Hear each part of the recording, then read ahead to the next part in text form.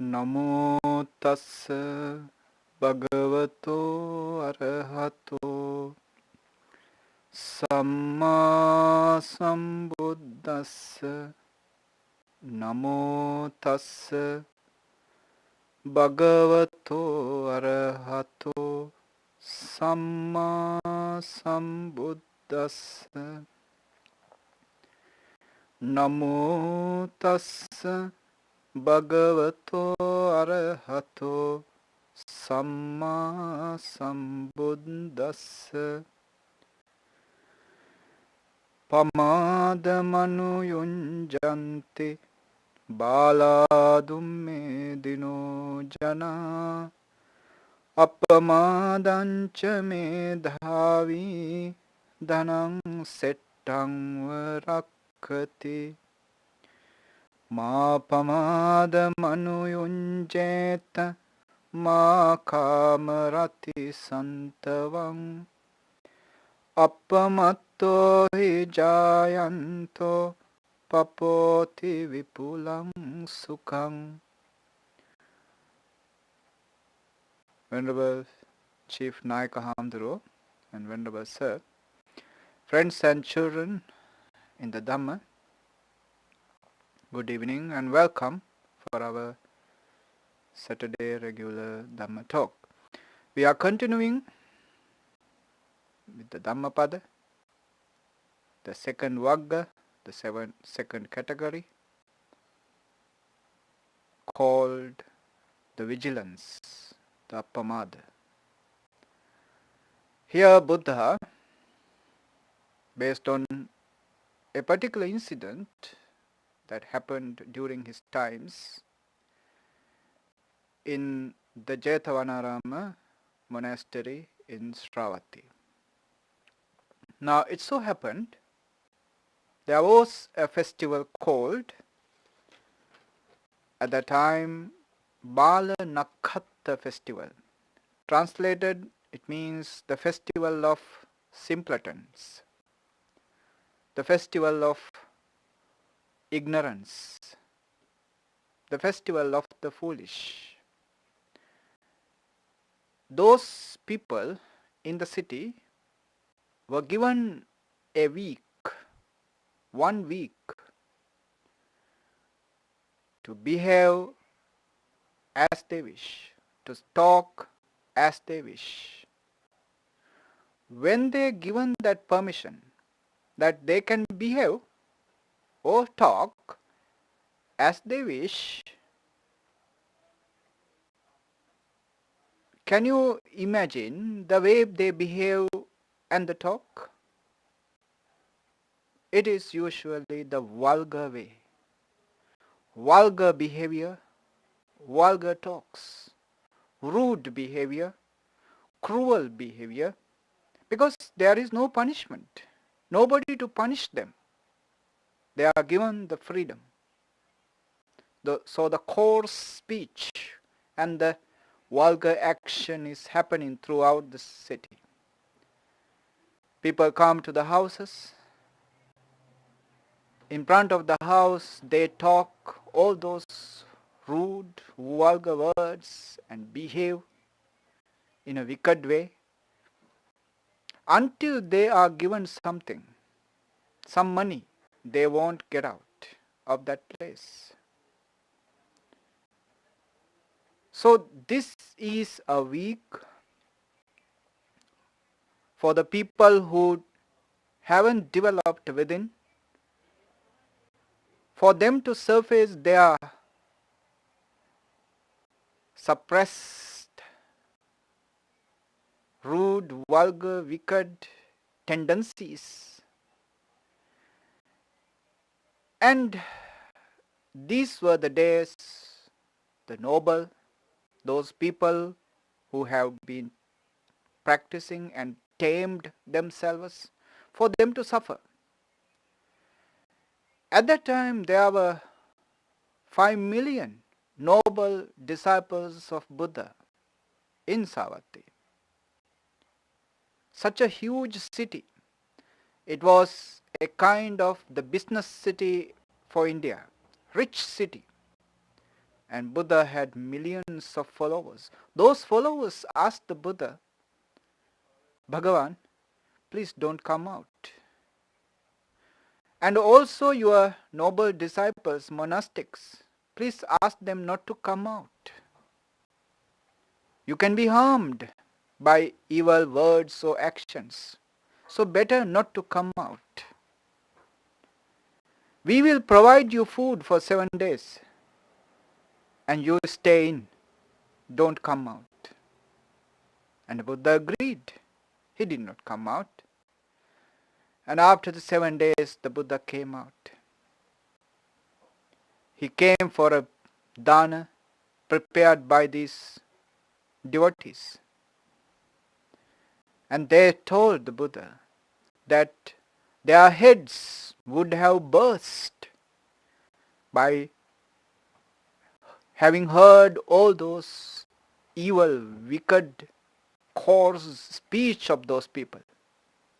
And seeing all those harmful, wicked actions of those people. Then with reference to this incident, Buddha uttered these 2 verses. Now, based on this incident, we can come to a conclusion, come to an understanding that nothing in this world is there to corrupt a human being as something from outside.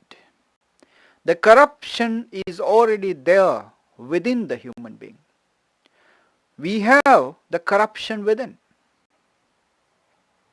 We have the tendency to do all those evil words, evil deeds, unwholesome, harmful, sinful deeds. The tendency is there within us. But we have been controlled by the rules, regulations, by the law. We have been controlled. What would happen if these rules by the laws were removed, and if we are allowed to do as we wish to do, behave as we wish to behave, talk as we wish to talk without future punishment, then you can see, you may be able to see all those people who are behaving such a beautiful, pleasant, noble manner. Majority of them would be behaving animalistic, rude, harmful manner. They say power corrupts people. Absolute power corrupts absolutely. I don't say power corrupts anyone. Power just pave the way for the corruptions to surface. And we blame the people who are in power, for they are being corrupted. We point our fingers at them. But look at you. Look at you yourself. If you are given the same power, the immunity, the money and the power is kind of giving you the immunity for punishment. You don't have any more fear for punishment, because the power saves you, money saves you. Then you can see that you are also just the same. You are not a infinitesimal manner different to them. You are not even an iota of difference to them. You are just the same. The difference is that you don't have that power You don't have that money. You are not immune to punishments. So you are being controlled. You are in control. They are not. That's the only difference. If there is a difference to happen, that person must have been changed within, must have been transformed within. It doesn't matter. You can give any kind of power to Lord Buddha, to an enlightened master. You can allow him, okay, I give you the absolute power and immunity for punishments. You can do whatsoever you like to do. Harmful, not harmful, doesn't matter, doesn't relevant. Whatever you want to do. Do you think Buddha will, an enlightened master will ever perform any kind of harmful, evil, destructive, sinful deed? Do you think a coarse word, a lie, a harsh word, a gossip would come out of the Buddha's mouth though you give that power to him? No, it won't happen, because the tendency to do evil is not there within him. As long as these tendencies are there, nobody is noble. Nobody is ignoble. Nobody is better than us. Nobody is lower than us. We are just the same. The difference? The difference is we have been controlled by the fear for punishment. Those criminals in the presence, they did not have that fear for punishment. That's why they let themselves to perform all those wicked deeds. But we are never different to them. Those criminal tendencies are there within us. During those days, those 7 days, those people at that time in the city of Sravati were given the immunity for punishment. And naturally, those people who wanted to let their evil, rude, corrupted tendencies to surface, they let them happen. Nobody to blame them. Everybody is behaving in the same way. So why worry? They were saying rude words, they were doing rude actions. But the noble ones, these noble ones also could behave like that, but they did not have that tendency within them. They did not have those evil undercurrents going on within them. They have got rid of those evil tendencies, the undercurrents. So for them, it doesn't matter whether they are allowed or not. They are out of all those evil, rude, harmful words and actions. So based on this incident, why these people behaved like this? Buddha uttered these 2 stanzas. Let's merge, let's sink onto them. The first one is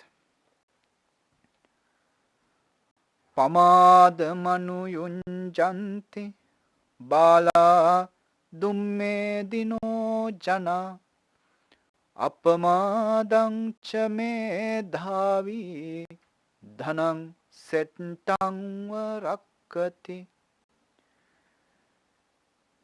People deficient in wisdom, childish ones, engage in unawareness. But the wise one guards awareness like the greatest treasure. Now, here Bala, this is a word which is repeated in many of the Buddha's teachings. Bala, usually translated, it means the foolish ones. Now, we have a different interpretation when we say somebody is foolish. Somebody is foolish. We have different understanding, reference, interpretations for that word. We think that somebody uneducated, somebody who cannot maintain a normal, productive, beneficial life. But in the Buddha's standard, foolish are the ones who are not mindful, who are unaware, who are not practicing, developing mindfulness. So it is a vast area because the majority of the world are usually not into the awareness. But remember, Buddha is an enlightened being. What he teaches is simple. He teaches the path for the enlightenment. Nothing matters for him other than this path for enlightenment. What matters for him, enlightenment, and he is teaching, pointing out, directing, giving the guidelines of the path for the enlightenment. We have to keep this in mind. So in this Buddha's vision, whosoever is not mindful, whosoever is not practicing mindfulness, is someone foolish. Because man has all the opportunities for enlightenment, yet because of the temporary, evanescent, impermanent, worldly stuff, he is not focusing on what matters. What matters is to be mindful. To be mindful is what matters. This is what matters for the enlightenment, for the spiritual treasures, for you to get. What matters is mindfulness. Like if you want material wealth, you need some financial assistance, some money, some dollars with you. Without dollars, you can never acquire any kind of material assets. Impossible. So also the spiritual assets, spiritual benefit, spiritual wealth to acquire, you need one thing called the mindfulness.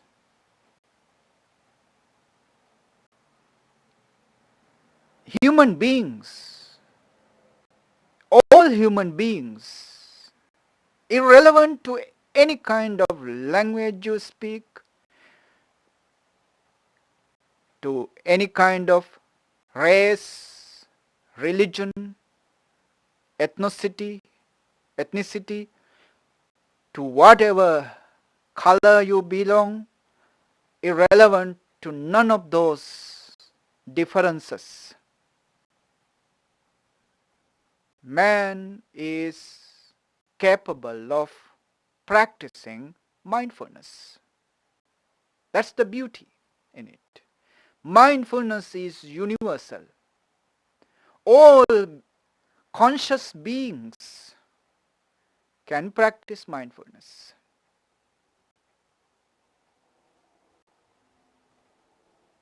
And it is the inheritance of the man. It is belong to the man. It is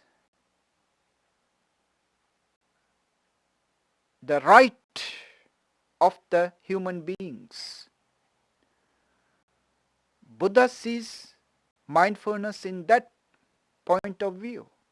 So if a man is not practicing it, developing it, in his vision, he is a fool. That's why Buddha begins, Bala, the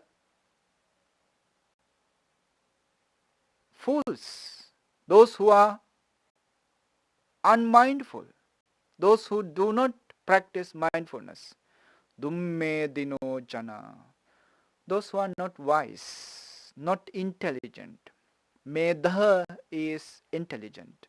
Dummedha, unintelligent. The opposite is sumedha, good intelligence. Bala dummedino jana, those foolish, unintelligent people. They indulge, they engage on what? Pamadamanayunjanti. They are engaged on unawareness, unmindfulness. That is their area. That is their comfort's area. Comfort they found in unawareness. Because in awareness, you are not capable of being indulged in sense pleasures. You can enjoy the sense pleasures, no harm. Awareness will support someone to enjoy the life, live the life to the 100%. Deeper your awareness goes, better you live this life, live this present life. With the deepest awareness, you live the life to the fullest. Today what we are doing is not just living the life, but watching the life in TV, in cinema. We are not enjoying life, but enjoying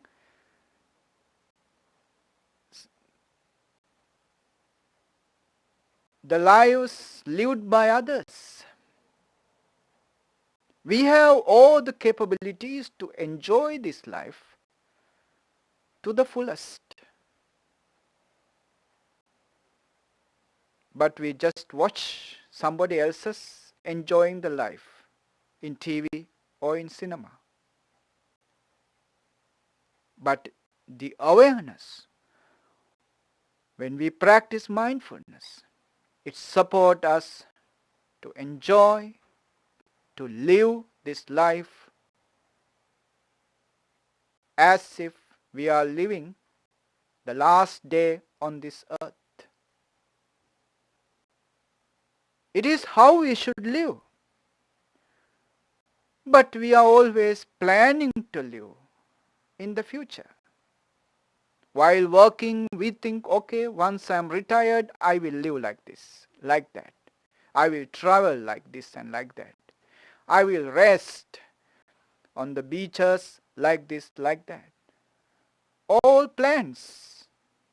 When you are retired and while having the opportunities to live the life you planned, still you are planning. Still you are planning for the future. When are you going to live? Mindfulness, awareness supports, assists one to live his life fully and totally in this present moment. But the foolish, people who are unaware, always plans to live, not living the life, but planning to live. They never live the life. It is true, it is correct when Buddha says they are foolish. I think we can agree with the Buddha 100%.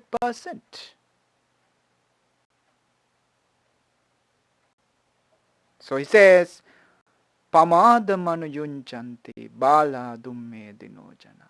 Those who are unmindful, they indulged in unmindfulness. They indulged in unawareness. I designate them as fools, unintelligent people, the Buddha says. And he says, Appamadancha medhavi dhanang settang rakkati. The medhavi, the wise men, the wise ones, protect in spite of all the difficulties, hindrances, internal and external. They protect, they preserve mindfulness as if something so valuable, as if it is a great treasure. Dhanang settang, a noblest, greatest treasure for them is that mindfulness. So they protect it. They protect that treasure no matter what. They will risk everything for mindfulness. And they will not risk mindfulness for anything else. They will protect mindfulness at the cost of even their life. Those people who preserve, protect, maintain such a mindfulness are wise, intelligent in the eyes of the Buddha. And they are the ones who are stepping one by one, day by day, stepping towards the full liberation from misery. Full liberation, absolute liberation from misery is their goal. They are stepping towards that goal. This is what Buddha says in this stanza. Pamada manu yunjante baladumme dino jana. People deficient in wisdom, childish ones, engage in unawareness. Appamadancha medhavi dhanang sentang rakkati. But the wise one guards awareness like the greatest treasure. The following stanza, Buddha advises his students in the households, students in the monasteries. He advises, Ma pamada manuyunjet, engage not in unawareness. Ma kamarati santavang, not in intimating with sensual delight. Appamato hi jayanto, meditating the one who is aware. Pappoti vipulang sukhang, attains excessive ease. Now here, Buddha's advice. So if the diligence, if the awareness brings you the greatest wealth, so you should not be ever engage or let the unawareness to dominate you. Because unawareness is the area of the mind. Mind loves unawareness. Why? Mind wants to think. And what you usually think? You think of the past. You think of the future. You cannot think of the present moment. Can you? Can you think of this absolute present moment? What is happening at this exact moment is something we cannot think, but we can be just aware. If I am raising my hand, I cannot think of it, but I can be aware of the raise of the hand.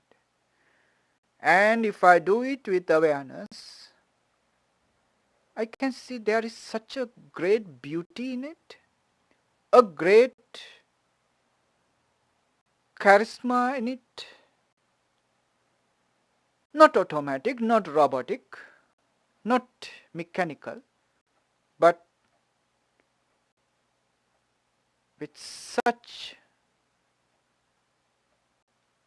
tremendously beautiful action, with awareness. If I do it as a robotical, mechanical way, nothing beautiful, nothing elegant there. Awareness adds such a great elegance for a simple action like raising a hand.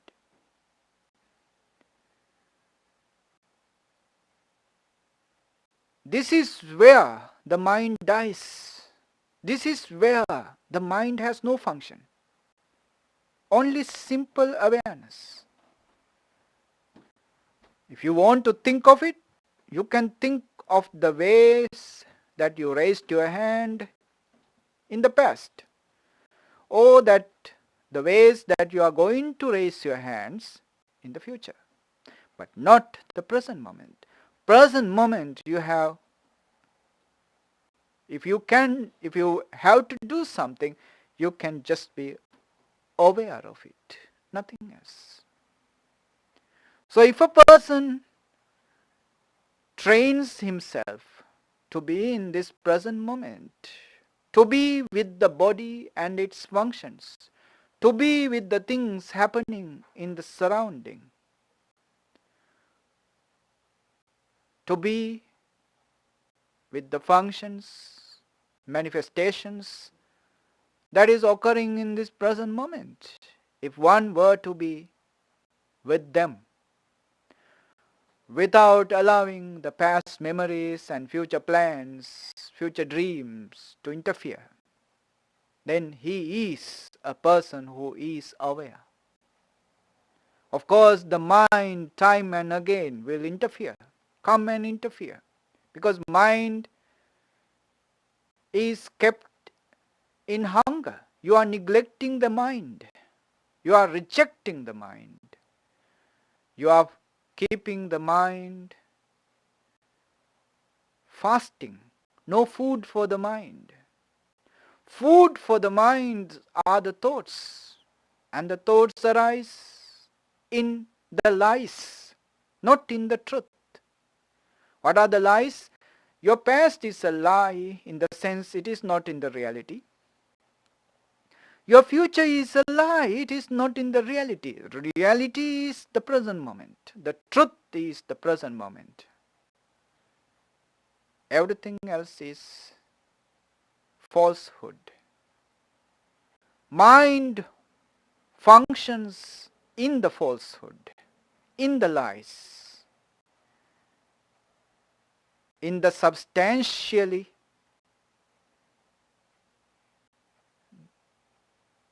what not matters. The mind lies. If you get rid of these lies, if you get rid of these function of the mind in the lies, you are in awareness. You are in mindfulness. Buddha says, never ever let the lies, let the falsehood come into your life. Never ever indulge in being mindless, being unmindful. This is the only way. There is no other way. Eka yanu maggo. This is the only path for the final bliss. And the second line says something more significant. He says, if you are indulged in pleasing your senses, ma kama rati santavang. Kama is what we like, what we desire. What do we desire? We desire pleasant scenes, something beautiful we desire to please our eyes. Actually, it is pleasing our mind through the eyes. We desire to hear beautiful voice, beautiful music. Desire to please our ears. Impact pleasing our mind. Desire to please these senses, eye, ear, nose, tongue and body. What are we looking for to please our senses? Or the external objects, forms, sounds, smells, tastes and tangibles. These external sources are the requirements to please our senses. What would happen? These external sources of pleasing our senses are gone. What would happen? We are suffering because our happiness is depending on others. What would happen if the people who brought us happiness are gone? Why we depend on them? Because we do not know how to find happiness from within. We all know to find happiness from others. If others could give us happiness, they can give us misery also. As long as we are finding happiness from others, we are enslaved by them. What they can give to us, they can stop giving. They can take it away. We are in misery. This is not independence. This is total dependence. We are not independent as long as we are to find happiness from others. Only we can be independent when we find the happiness within. That happiness is, Buddha says, awareness, mindfulness. Awareness and mindfulness, in Pali it is called sati. Yeah, you may have heard samma sati, right? Mindfulness. This sati, this awareness, this mindfulness is the source and is the goal, is the path, is the goal for our happiness. You begin being mindful and you practice being mindful and you end becoming mindful. And once you become mindful, the happiness is a byproduct. It is to arise automatically, naturally. Not you create happiness. It arises automatically, spontaneously.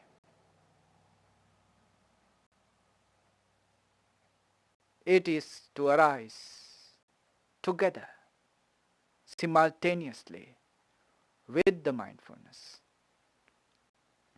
But if you are looking for happiness from outside, your indulgence to find more and more pleasant views, pleasant sounds, pleasant smells, pleasant taste, more and more pleasant touches, if you are indulged in them, do you think you can find time to find happiness within you? So Buddha says, give it a rest, give them a rest, be away from them. At the beginning, in the beginning, be away from them. if you are engaged, indulged, drowned in the pursuit of happiness from outside sources, you are not going to find happiness within. Because you are drowned in the external sources. Such a person, the foremost thing to do is get rid of this pursuit of happiness from outside. If you are still looking for happiness from outside, and time and again you try to meditate and find happiness within, do you think you will ever be successful? Impossible. So first thing, if you want a quick, fast results in meditation, being aware, you have to renounce them. You have to get rid of them. Ugly, sad, but it is the truth. Engaged in worldly affairs and spiritual affairs at the same time bring you nowhere. It brings you nowhere. It just let you hang in the middle.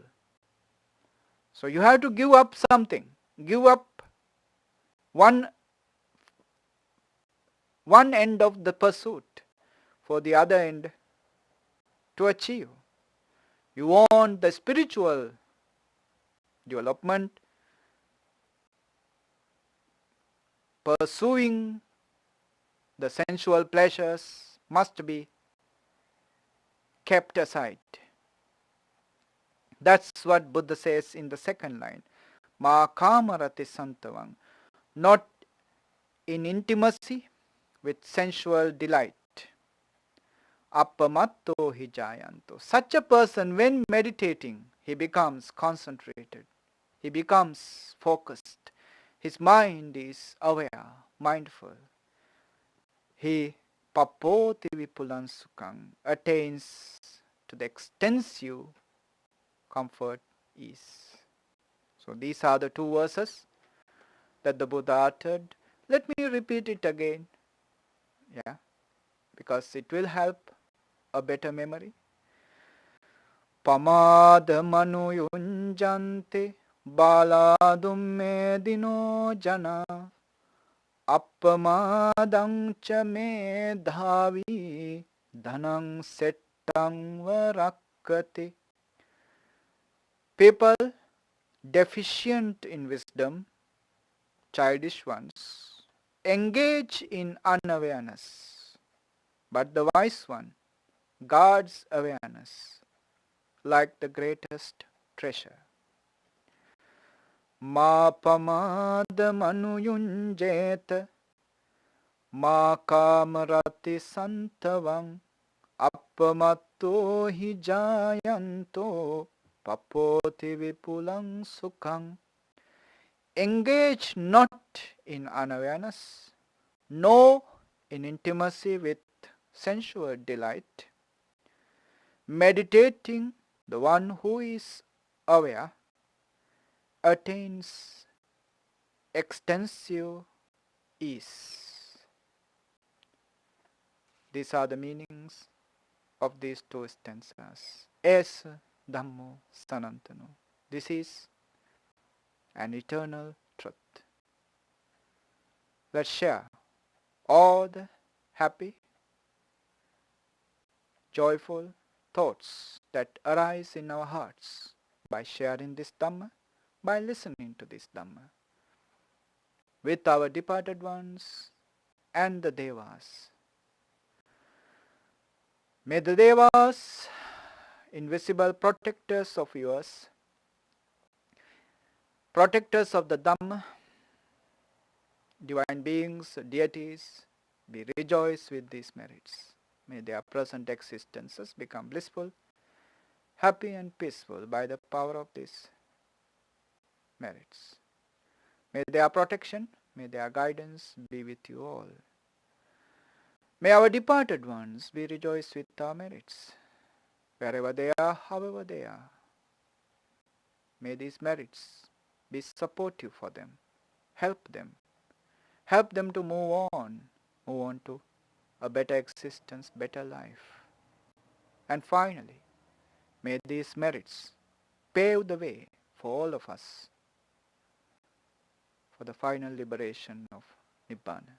So with these aspirations, first let's share all these merits together with the Devas and the departed ones. Aka satta cha bummatta deva naga mahiddika punyantang anumoditva chirang rakkantu loka sasanam. Akasatta cha bummatta devanaga mahiddika punyantang anumoditva chirang rakkantu desanam. Akasatta cha bummatta devanaga mahiddika punyantang anumoditva chirang rakkantu mam paranti. Idam me jnatinam hotu sukhita hontu jnatayo. Idam me jnatinam hotu sukhita hontu jnatayo. Idam me jnatinam hotu sukhita hontu jnatayo. Blessings for you. Dukkha roga bhaya vera soka sabbe upaddava anekāntarāya pi vinassantu ca tejasa jaya siddhi dhanam labham sotti bhagyam sukam balam siriyayu ca vanno ca bhogam buddhi ca yasava satavassa ca ayu ca jiva siddhi bhavantu te ayurarogya sampatti sagga sampatti mevacha ato nibbana sampatti iminate samijjatu. Sadhu, sadhu, sadhu. Good night, everybody.